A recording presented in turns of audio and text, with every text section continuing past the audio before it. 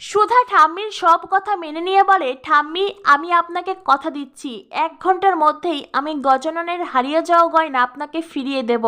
তবে হ্যাঁ, সেই গয়না আমি খুঁজবো না, সেই গয়না খুঁজবে পুলিশ। এই কথা শুনে তরিতা তো ভীষণ ভয় পেয়ে যায়। ঠাম্মি বেশ রেগে গিয়ে সুধাকে বলেন, তোমার কি মনে হয় ওই গয়না বসু মল্লিক পরিবারের কেউ চুরি করেছে? সুধা বলে, ঠাম্মি আমি কিচ্ছু বলতে চাইছি না, যা খোঁজার যা করার সবকিছু পুলিশই করবে। তবে হ্যাঁ, গয়না যদি বসু মল্লিক বাড়ি থেকে উদ্ধার না হয় তাহলে না হয় পুলিশের সঙ্গে আমি থানায় যাব। তেজু তখন বলে, সুধা আপনি কি বলছেন? সুধা বলে, মিস্টার বসু মল্লিক আপনি আমার ওপর ভরসা রাখুন।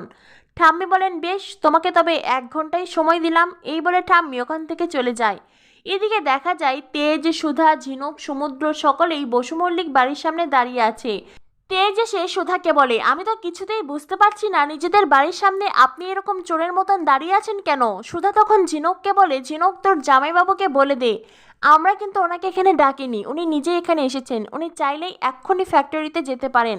তেজ বলে, ঝিনুক তুমি তোমার দিদিকে বলে দাও উনি ঠাম্মিকে কথা দিয়েছেন 1 ঘন্টার মধ্যে গয়না খুঁজে বের করবেন, উনি যে কথাটা দিয়ে ভুল করেছেন সেটা ওনাকে স্বীকার করতে বলো। ঝিনুক বলে, উফ আমি না পোস্ট অফিস নয় যে এর কথা তাকে তার কথা একে আদান প্রদান করব। এই বলে সমুদ্রকে নিয়ে ঝিনুক ওখান থেকে চলে যায়। তেজ সুধাকে বলে, সুধা তার মানে আপনি এখনো বিশ্বাস করছেন আমি ওই সইটা করেছি, তাই তো? সুধা বলে, মিস্টার বসু মল্লিক আমি কি বিশ্বাস করলাম কি অবিশ্বাস করলাম প্রশ্ন সেটা নয়। আজ আমার মা একটা মারাত্মক সিদ্ধান্ত নিয়েছিলেন। আমার মা আজ নিজেকে শেষ করে দিতে চেয়েছিলেন।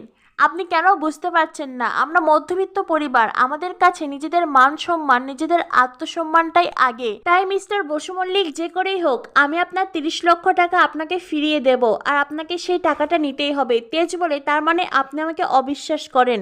তখনই ঝিনুক এসে বলে, আরে ঝগড়া বন্ধ, ওই দেখ ওইদিকে ঠাম্মি